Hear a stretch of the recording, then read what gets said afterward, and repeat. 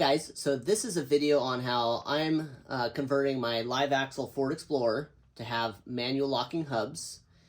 This is not a this is how you do it video, it's just a how I did it video. Before you do this, you need to first convert the all-wheel drive all the time transfer case to a 4406 manual shifting transfer case, and someone's already made a video on that, so I'll just link that below. Okay, so the first thing that we're going to do is follow the user's manual to disconnect the battery negative, and then we're going to go ahead and place the front end on jack stands, lift it up high enough to get the wheels off. Then we're going to go ahead and take the cover off and set that aside. Okay, now I've realized I've made a videotaping error here. We need to take out the axle nut. And that's actually easier when the vehicle is on the ground at the very beginning. Now I'm going to use an impact wrench anyways, but if you're doing a breaker bar or something like that, definitely easier on with the tire on the ground still, just to at least get it loose.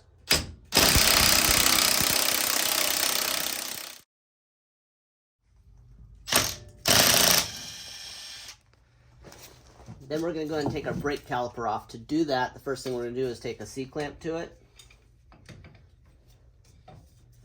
and just compress the pad a little bit. That way we can get it back on later easier. And you do want to check your brake fluid level, because this is the part where it tends to overfill. At the reservoir.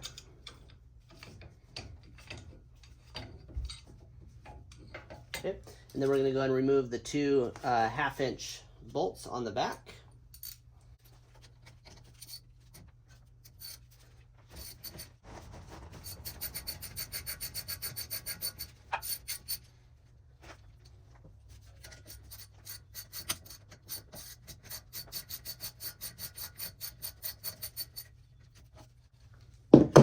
Okay, now this is where you should be prepared with a zip tie. We're going to go ahead and strap it to this point right here.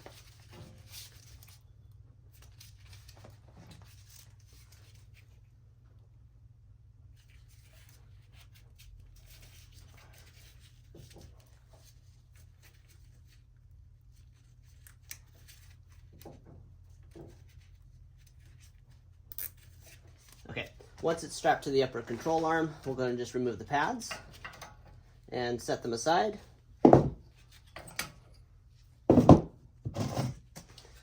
And then we're going to remove the bracket, which is held on by 2 bolts on the back. That is a 15 millimeter. These are a little bit tighter. I'm going to use a helper here. Okay, then once that's off, I take all the bolts that were removed and I just put them on there loosely. Make sure they don't roll around into my gravel driveway here. And now we can go ahead and remove the disc. Okay, the rock shield is held on by 3 M8 bolts.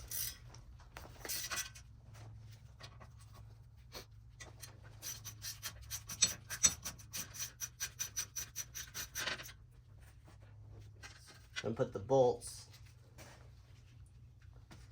back into the yoke here.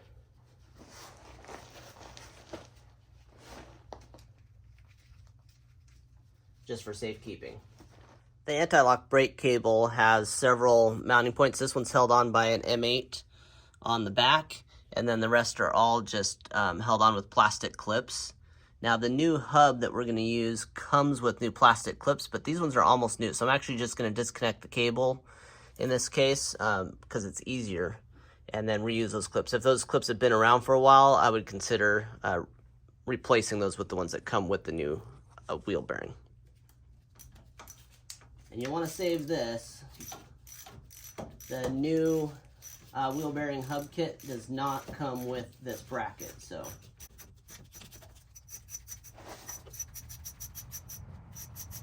I'm just going to take it off and then put it right back on to save it here.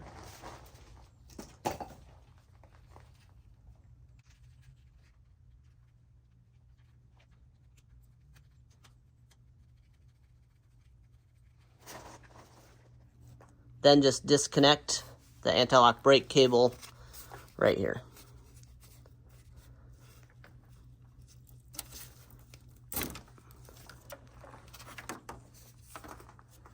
Now our wheel bearing assembly is ready to be removed. Then on the back we've got our 15 millimeter. There's 3 bolts, and I've got those mostly loose already here. We're just going to take all 3 of those out, and I'm going to leave them in place just to retain them for a moment.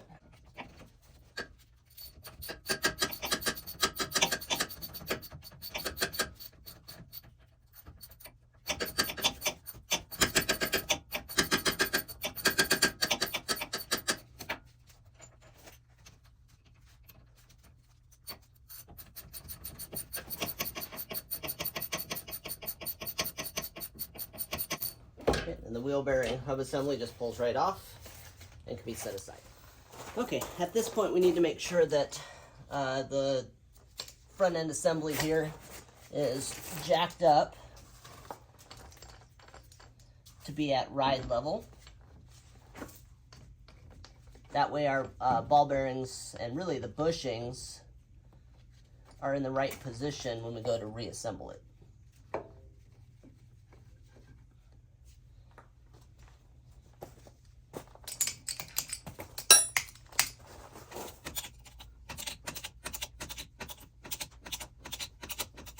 Okay, I'm going to go ahead and use a 21 millimeter wrench to go ahead and loosen this nut, and then we'll go ahead and loosen the other nut before we take them both off.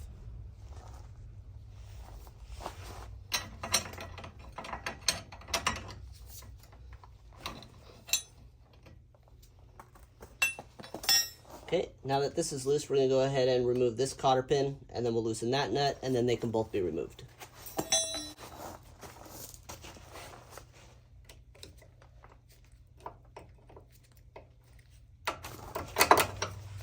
Okay, this is 1 1/16. I'm not sure what the metric size is, but this is a little bit sloppy, so there's probably a better metric size.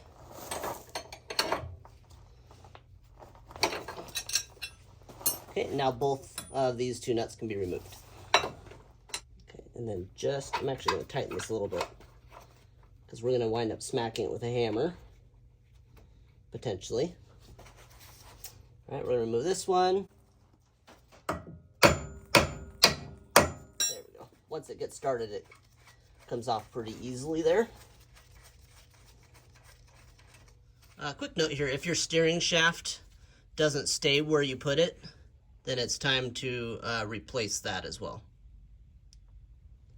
Okay, we're going to go ahead and remove this top bolt here. The other side is actually different from this side on my vehicle, at least.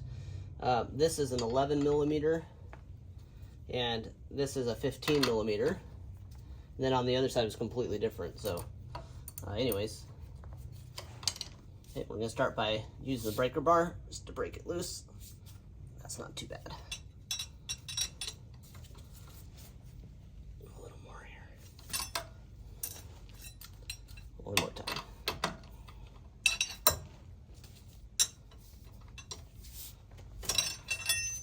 Okay. And before I take this off all the way, I'm actually going to pound it most of the way through here. That way I don't bung up the threads during removal.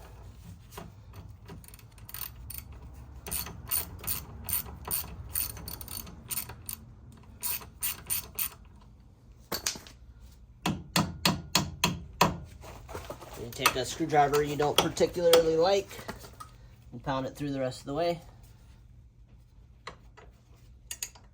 Okay, now we can go ahead and remove the bottom nut for the ball joint the rest of the way.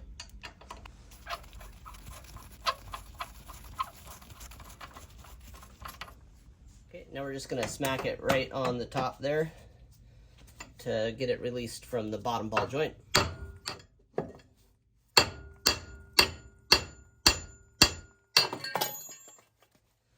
Now of note, my drive shaft is designed for extra articulation. Normally you don't get this much slop. It'll just pull out or it won't, which makes this a little extra tricky.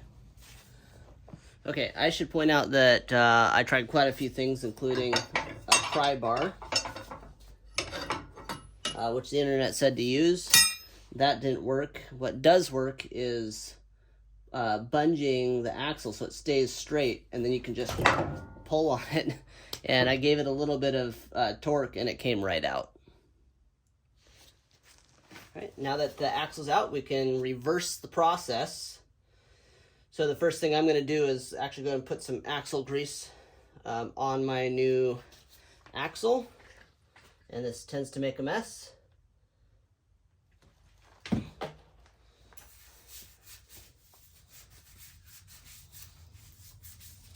And then you can just put that right back.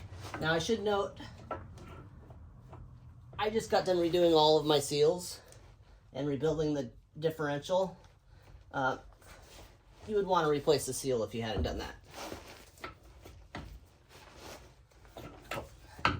Now make sure the C-clip is facing down, which I did not do. That's in. Okay. Now I'm going to go ahead and use my bungee again, just to keep it in place.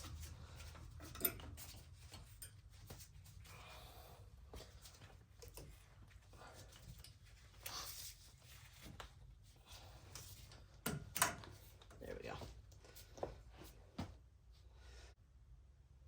And we'll grab our yoke.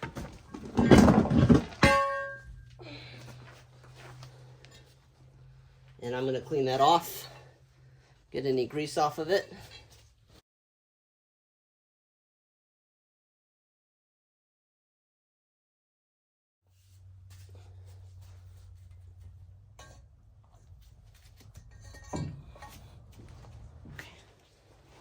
Set the bottom nut on lightly.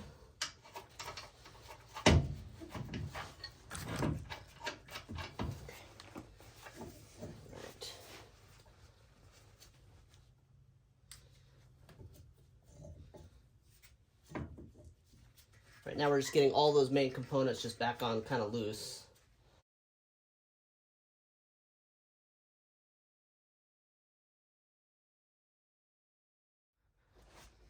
Okay, so we're going to go ahead and cruise through this portion. It's the same as disassembly, but in reverse until kind of the end.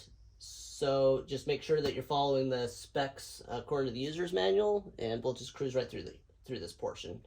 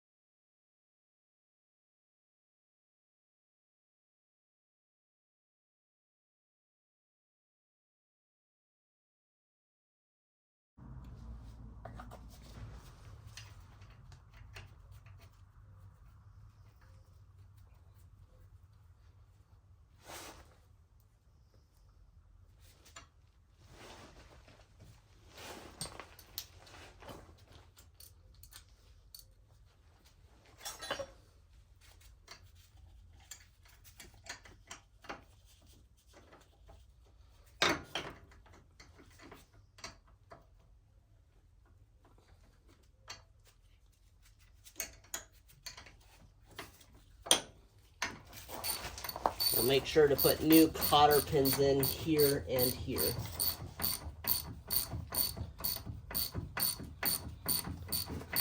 Go ahead and put red Loctite on the 3 axle hub assemblies.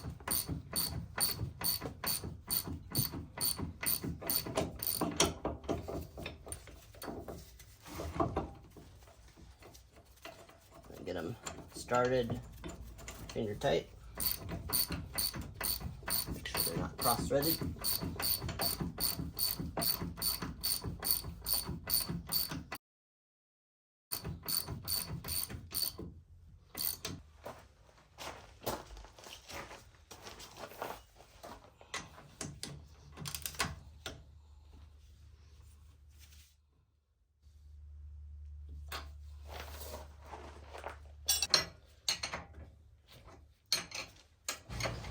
And then we're going to take and reinstall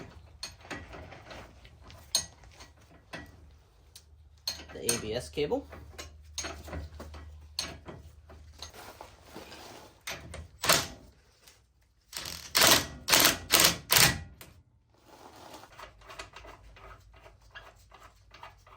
And then we're going to just come around and clip it in.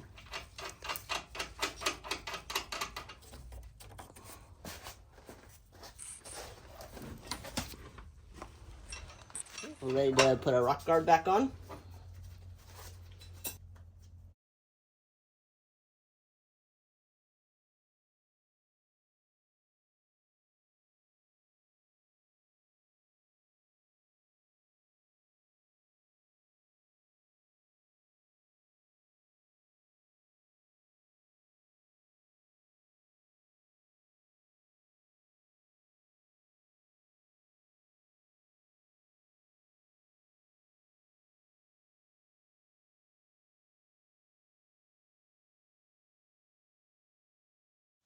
All right, now we're ready to put our brake assembly back together.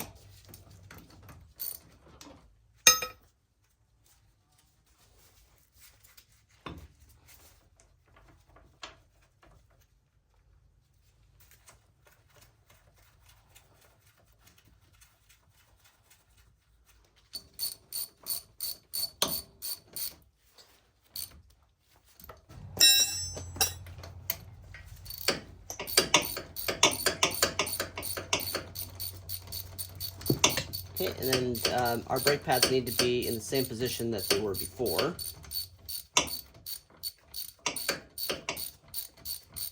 And get these close, and then you want to make sure that these get torqued.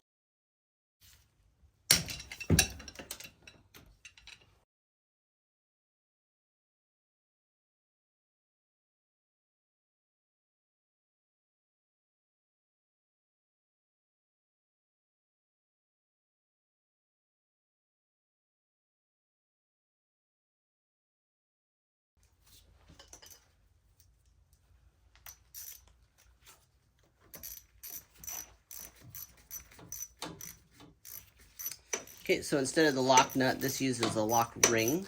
So I don't have lock ring pliers small enough for this, so I use 2 picks. And all we need to do is get it started on this step. We don't need to get it pushed in all the way.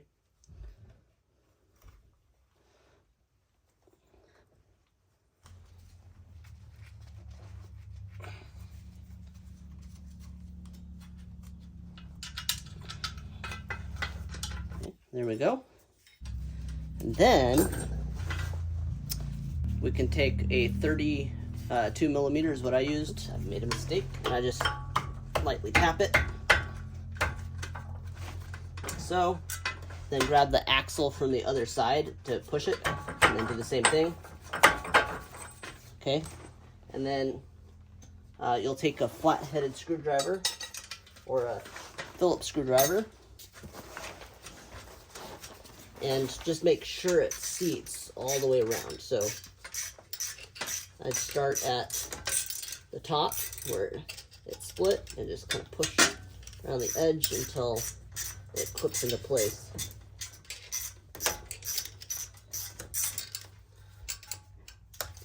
There's part of it. There's another part. You can hear it click into place. And then when you look in there, you won't see that inner ring of orange anymore. The instructions for my hub locks said to clean with brake cleaner if dirty, and that ring has orange paint on it that got into a few places. So I'm just going to clean this up real quick with brake cleaner. And then dry that off with a towel. It's real light.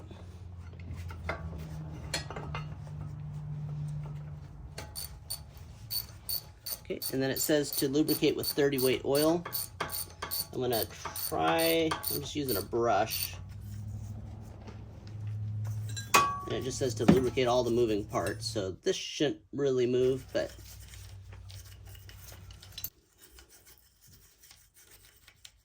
I'm gonna do that, and then there's gonna be an O-ring right here, so I'm just gonna lubricate underneath that. Take the O-ring, put that on there. I'm just gonna take a little dab of oil.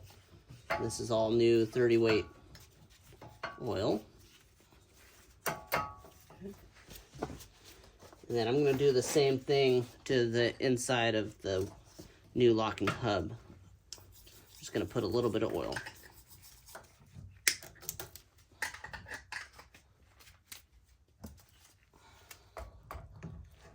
Okay, and then we're ready to install it. So you just kind of wiggle it around until you find a position that works and push it into place. Make sure it locks all the way around into that groove in the back. It does say you can use a mallet if you need to. Be careful, obviously. But that is installed, and then we're going to check it. Free. Locked. We're ready to put the tire back on.